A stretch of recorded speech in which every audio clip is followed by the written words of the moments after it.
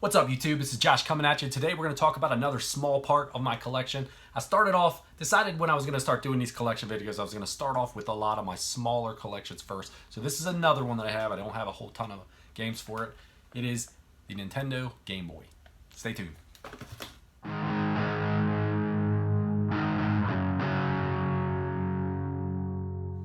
So welcome back. So as I said, this is another smaller collection for a system that I don't collect hard for, but as I see things, I pick them up as they come along. I'm going to lump it all together, the Game Boy, GameBoy Color, GameBoy Advance, because I probably have, I don't know, 30, 35 games for these systems. I don't collect hard for them. I didn't have them when I was a kid, so, but I do, when I do see them at a good price or I see something that might, catch my eye, I definitely pick it up. But before we jump into the collection itself, let me show you this beer that I have here for this video.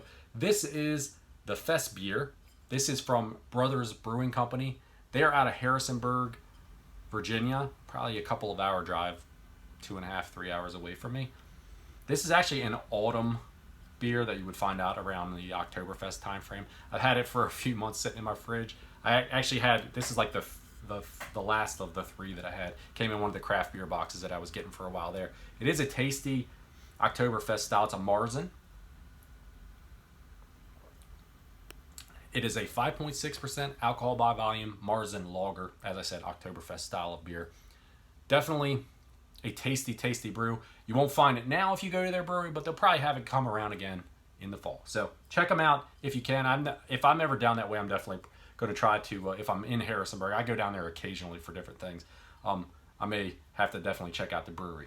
They have a pretty cool ski resort down that direction too. So, the Game Boy. So, this is the only Game Boy I have. I have a Teal Game Boy Color. It is complete in box, got all the little paperworks and all that kind of stuff in here with it. The only reason that I have a nice complete in box copy of this is because I've had it for quite a long time, probably a dozen, 15 years, something of that nature. As I said, growing up, I never had a Game Boy or any of these kind of handhelds, so it wasn't my thing. When I got this one, my wife actually is who bought it, and she got this and two complete in box games and a handful of other games, all for like $30, because that was kind of the going rate for these things back 15 years ago, like 2015, something like, I don't know. Wait a second, not doing my math right. Whatever that was, 2005 or something, 2007, in that range. She found it at a garage sale or something like that, and she thought it looked pretty neat. She actually bought it for herself, but she doesn't play it nearly as much as I do. So I do have a game stuffed in the back of it. One of the first ones that I got with it, which is Rampage 2 Universal Tour for the Game Boy Color. It works great. It's a cool little system, and it's pretty cool to have the box for it too. We'll start with all the Game Boy Advance stuff I have as I fumble through the beginning of this video, right? So we'll get started with my meager little Game Boy Advance collection we have here. The first game that we have is Nicktoons Freeze Frame Frenzy. This game you play as one of a bunch of different Nickelodeon characters. Basically, a bunch of the Nick cartoons universes got mashed together, and you have to go out and you have to snap pictures of all the little characters that don't belong in the world that you're in. I didn't find it that much fun, but who knows? If you like the Nicktoons universe, you may like it. The second game we have here is Egg Mania. In Egg Mania, it's a puzzler game. Basically, you're one of two little eggs. You play side by side. These blocks will fall down. They have different pictures of different shaped blocks on them, and you have to grab them and slap them down in a Tetris type of manner. The difference with this game is that basically you're playing head to head, and as you go, there's water that rises up from the bottom, so you have to keep building your platform up. There's also little enemies that come down and will try to steal your blocks or try to drag you into the water. Another one that I didn't find all that much fun, but who knows? If you like puzzlers, you might be into it. Next we have Tom and Jerry in the Infernal Escape, based upon the fantastic Tom and Jerry cartoons that we all know and love from our youth. This one, Tom gets killed. He goes basically to hell, I guess. And in order to get out of hell, he has to do a bunch of different tasks and missions that an angel gives him in order to get his karma up so he can get out of hell. Basically, along the way, of course, all kinds of hijinks with Jerry, trying to stop him from being able to do what he has to do. Kind of neat little game. I didn't complete it yet, but one day I'd like to get back to it, play a little bit more. Next game we have here is Ms. Pac-Man Maze Madness. What can you say? It's a Pac-Man game. It's kind of like a 2.5D game. I actually have this one as well on the N64. I think they released at the same time. Basically, it does have a plot to it. Miss Pac-Man gets tasked by Professor Pac to help save like a bunch of gems or something from an evil witch. So you go through the stages. You munch power pellets, you munch power-ups and stuff like that, and you solve the puzzles of how to move from one stage, one maze to the next maze. The next game we have is Elf, based on Buddy the Elf's adventures from the movie way back. Actually, this is a side-screen platformer. It's not a bad game. It's not a good game either, but has a little bit of fun with it. I actually got this one a couple years back. I won it, to be honest with you, from 8-Bit Glitch. He does his 12 Nostalgic Days of Christmas every year, and I won it as one of his prizes that he had. Next, we have The Incredibles, based upon the movie that came out years back. The Incredibles. It's an action adventure game. It's got a bunch of different elements to it. I know it's got some like racing elements to it. One of the levels that I played had some beat 'em up elements. Kind of fun sometimes. I don't know. It's not the best game. Nothing to write home about, but not terrible. If you find it cheap, pick it up. And another one that we have here, that we have our instruction booklet for too, we have SpongeBob's Atlantis SquarePantis. So I picked, my wife actually picked this one up along with the Incredibles game and some other stuff too. I think I said that at the beginning of the video. This one's based upon the SpongeBob cartoon, and it's based upon the actual episode of Atlantis SquarePantis, where the gang goes to explore the lost city of Atlantis, and a bunch of hijinks happens along the way. Next we have Frogger's Adventure. Frogger's Adventure, it's kind of like another, like a 2.5D deal. You get set out on a quest, basically to save your friends. So you have to go through all this different stuff to find. I think it's like 5 different levels. You go around and you explore these lost cities and all this stuff. It's got Frogger elements, obviously, because it's a Frogger game. You jump around. You have to avoid enemies. You have to avoid looks like vehicles or something in the one spot that I was playing, where you run up and down. Don't get flattened out, but haven't played it enough to give a real good opinion on it, but doesn't so far. I'm not sure. Crash and His Huge Adventure. This one, another Crash game. This one for the GBA, of course, but it's so that makes it a little bit different than the other ones that you played on the PS2, PS1, PS2. Same premise though. Crash has to save the world from Dr. Cortex. Teenage Mutant Ninja Turtles. Not much you could say about the TMNT. Fun little beat 'em up for the Game Boy Advance. If you haven't played this one and you love the Turtles, you got to check this game out. It's pretty fun.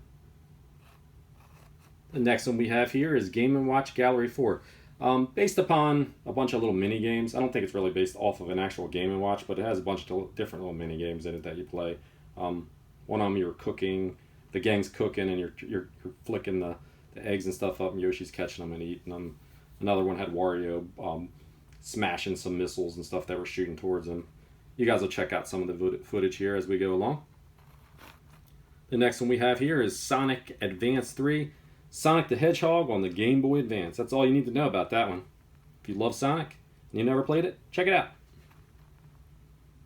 We have Super Mario Advance. This one is actually, the first one is actually based upon Super Mario Brothers 2. So if you enjoyed the Super Mario Brothers 2 game on the NES, or if you've never played Super Mario Brothers 2, and this is another alternative way for you to play it. It's slightly different. Some of the elements and enemies they've changed around a little bit, but it's basically the same game, same story. And here is another one that is based off of another game. This is Super Mario Advance 3 Yoshi's Island. This is based off of the Super Nintendo game Yoshi's Island, where you are Yoshi and you are escorting baby Mario around. So if you like that one, check it out. I've actually only played it slightly a little bit just to check it all out, and I've actually never played the Yoshi's Island on the Super Nintendo either, so this should be one that I should get into. Here's a pretty cool one I picked up also. The majority of these games I actually picked up in one lot all together. This was the one that I kind of wanted out of the whole bunch. It's giving me a little bit of fits. It works, but it doesn't work all the time. I don't know what happened to it. It looks like it may have had some water damage at one point in time, but either which way, it is a pretty cool little game. I'm hoping that it'll work enough for me to be able to play it and beat it. In this one, the Meta Knight notices that something's going wrong with this mirror in the game. So he goes to investigate what's going on. He gets into like this like fight with like this dark Meta Knight, like a shadow Meta Knight, and he loses and he gets knocked into the mirror, and then the dark Meta Knight busts the mirror all up, and then Kirby, of course, has to go along on a adventure to find all the pieces of the missing mirror to put everything back the way it was. This game came highly recommended from a couple of different YouTubers that did some phenomenal reviews on it. Monster House, based upon the movie. I've actually played the Monster House game on the Wii. It sucks ass. This one, on the other hand, looked so good I had to go out and buy it. Back in the Day Gamer did a review of it back at Halloween time. I will link his channel to that video in the description because he did a great review on it. Another channel that did a fantastic review on it, it does great reviews of all kinds of games, is a channel named Dongled. I will also link theirs in there, so you guys can go over and check them out and check and see it. But this is almost like a Link to the Past type of style of game to it. Check it out. You'll see a little footage here as I'm blathering along. But you guys, if you get a chance to pick this one up, it's pretty cheap and it's a really cool game. And the final game I have in my Game Boy Advance collection is Metroid Fusion. Another 2D side-scrolling Metroid game. It's fun. Once again, played a little of it, haven't played a lot of it. But if you guys enjoy the original Metroid, you enjoy Super Metroid, you guys will definitely enjoy Metroid Fusion. And that is it for the Game Boy Advance. Let's move on to the Game Boy Color. So not too many games for the Game Boy Color here to go through in my small little meager collection that I have. We got Tony Hawk's Pro Skater 2, just another version of the many versions of the skating games made with Tony Hawk's name on them. The next game we have here is Casper, the Friendly Ghost. In this one, you're trying to get the attention of the human that lives in the mansion. Casper is the friendly ghost, so he has to go on a little quest to find some tokens of appreciation or love to show the little girl that is in the mansion. And as he goes along the way, you can change in different shapes and stuff like that in order to get around objects and solve different puzzles and stuff. And of course, you have to fight with your evil ghost uncles that are in there too, kind of loosely based off the movie from back in the early 90s. Next one we have here is Woody Woodpecker Racing. This game is not much to look at, but it is a lot of fun to play. I actually popped it in when I first got it. I popped it in and just intended to play it, and I actually played the tar out of it for a little while. You know what I mean? It was that much fun just racing around. It's a little kart racer, like I said. If you're looking for graphics and things to dazzle you, go check out a game on a different system, because this one's not going to dazzle you like that. But it is a lot of fun for an on-the-go little kart racing game with the Woody Woodpecker franchise. Next one we have here is Harry Potter and the Chamber of Secrets. Really didn't play this one very much, just to check it out. I think I found it really cheap. That's the only reason I picked it up. Based off of the second movie in the Harry Potter series. I love the Harry Potter series, but I really don't like the games that much. The Lego ones are fun, but not so much with those. The next one we have here is Sabrina, the animated series, Spooked. This one, I don't know what the animated series was. I'm assuming it was a cartoon that came out back in the early 90s. Not something that was up my alley, but it was a side-scrolling platformer. I played a little bit of it, testing it out. Looks like you're kind of on like a quest to help your aunts who get kidnapped or something of that nature. I don't know. Looked kind of neat. Might be worth taking for a spin again later on. Next we have the classic Paperboy, and it's pretty much the same thing that you would expect it to be, just on the Game Boy Color. Very cool little way to waste time, dodge some obstacles, deliver the newspapers to your subscribers, and hit the drunk guy with the newspapers. Next one we have Hamtaro, Ham Hams Unite. This is based off of an anime, Hamtaro anime. Not one that I have watched, but I did play the game a little bit. Now the game itself, as you can see, it's a little rough. Looks like somebody tried to paint it. It was kind of one of those weird things. I couldn't get the paint off of it, but the game does play fine. So anyway, what the game is about is you're on like a little quest to fill out the hamster dictionary or something of that nature. It's an action game. It kind of had some, I don't want to say RPG elements, because it really didn't, from what I played of it, grow your character any, but you go around and you do little fetch quests and you do different things to appease the different hamsters, different puzzles and things like that, so you can fill in the dictionary. The next game we have here is Turok 2 Seeds of Evil. Now, if you're looking for a traditional Turok game, I would say avoid this one. It is not a first-person shooter. This is a side-scrolling platformer. It's a lot different than the original Turok franchise that a lot of people love, but if you're looking for something that's kind of different but in the same universe, it would be worth playing. I enjoyed what I played of it a little bit. The final game we have for the Game Boy Color is Tetris Dx. This game you can play it on the Game Boy Color or on the Game Boy. Obviously, if you play it on the Color, you get some better graphics and all along with it. But it's basically just Tetris. For the Game Boy Color, the other two games that I got were the two that were nice little complete in box. I got a complete in box copy of Pac-Man Special Color Edition. Those are the ones that my wife got that came with the Game Boy, and a copy of Super Mario Brothers Deluxe for the Game Boy Color. And finally, we'll move on to the old school Game Boy games that I got. And finally, we have the original Game Boy games that we have here in my collection. The first game we have here is Kix. Kix is actually a pretty old puzzler. It came out in the early 80s.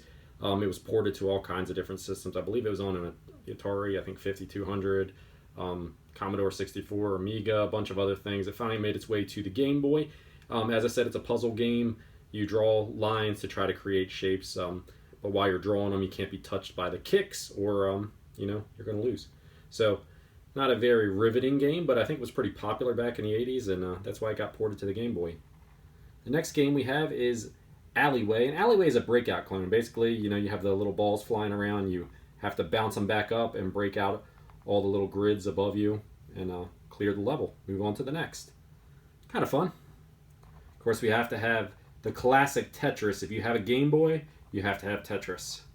Everybody knows what that is. No need for any explanation. But then we have Tetris Attack. Now, Tetris Attack is similar but different. Obviously, it's similar because it's got the name Tetris, right? But it's a little bit different because you have to line up the different colors. They're not different shapes, but you have to line up like 3 colors that in a row. They have different shapes on each block, but they're not the blocks aren't shaped the way the Tetrises are with the L's and the straight pieces and all the different stuff. Anyhow, you have to do that before it builds up on you the same way Tetris does, or you lose. Next one we have Star Trek: The Next Generation, one of my dad's favorite television shows back in the early 90s. In this game, you play as an ensign, and basically you run through a bunch of simulations by the Star Trek crew. You do different things to work your way up through the ranks. You have different missions that the captain gives you. WWF Superstars 2. Not the best wrestling game. Obviously, I'm biased. You guys know well enough what my favorite wrestling games are. So any games that I play that aren't on that level, I don't really care for. But it was different. You could tell it's got the early 90s roster, like Hulk Hogan and a Macho Man and The Undertaker and all the good guys there. Found it cheap, so figured what the hell. Another one that I found cheap, I could not leave it behind. I think I found this one in the junk shop. I might have found both of them in the junk shop, to be honest with you. Tecmo Bowl, classic port for the Game Boy. Fantastic game on the NES. Not quite as good on the Game Boy, but it'll do in a pinch if you're looking for a football game to play. Here we have Disney's Aladdin. Disney's Aladdin was another one that was a port of the Super Nintendo game. Obviously nowhere near as good because it's on the original Game Boy, but pretty much the same game, follow-up to the movie that came out right around that same time. And we have Raging Fighter. This is basically a Street Fighter, Mortal Kombat type clone. It's best 2 out of 3 fighting. I mean, it's okay, but if you're going to play a fighting game, definitely why play it on a little handheld. Next, we have a classic in Kirby's Dreamland. This is the first game, actually, I think. Pretty sure this is the first game that Kirby appeared in on any Nintendo games. As you can see, Kirby is white. He's not pink. And you're playing it in black and white on the Game Boy. Basically, all the elements that made Kirby the popular character that he is today. Pretty cool little game. Moving on down here, we have a little rough label, but it's the only one I have of it, of Super Mario Land. I'm sure at some point I'll come across a better one to put in the collection. But Super Mario Land, you're basically saving the princess, except for you're in a different kingdom this time. You're saving a different princess. I believe it's Daisy this time. But moving on, we have the sequel, Super Mario Land 2, 6 golden coins. This one right here, you return to Mario Island, your spot, from the place you're at in the first game, and you have to take your island back from Wario. And I believe this is also the first game that Wario appeared in. Moving down the line, we'll see we have Wario Land, which is Super Mario Land 3. In this one, you actually get to play as Wario, and you basically are going after a bunch of pirates. I can't remember the premise of it. I've only played a little bit of this one too, so definitely want to jump back in. I'd like to actually run through all three of them. Pretty cool little trilogy of games. And then the last one I have here is a complete, well, it's not complete because I don't have the box, but I have the instruction manual and a copy of Zelda Link's Awakening. I actually just finished this game up last year, sometime in the fall. Awesome little game. That was the first time I'd ever beat it, so it was cool. It wasn't a tremendously difficult game. It didn't take a whole lot of time either, but definitely a cool game. And if you're a Zelda fan, you gotta check this one out. Either check this one out, which is the old school black and white on the original Game Boy, or I do believe they made a DX version of it as well, which would put it in color for the Game Boy Color. Or you could beat it like I did and actually beat it on the Nintendo Switch, and it'll be on your big screen. And that is it for the original Game Boy collection. That is all she wrote for my little Game Boy collection here. As you can see, that amounts to everything that I have for the Game Boy. Hope you guys enjoyed the video. I tried to make it a little bit interesting. I'm not an expert on handhelds, but if you want to check out somebody who is an expert on handhelds, maybe not an expert, but he's got some really cool videos of handheld games that he does every week, check out Steve Craig Retro Games. I'll throw his link in the description below. It's kind of like a little shout out for the guy, but he's a really cool guy, really laid back. He does some collective videos. He does that weekly handheld video thing though, so you guys may really enjoy that if you're into the handheld and you've never seen his channel. Go over and check him out. So that's all I got for you guys today. Until next time, cheers.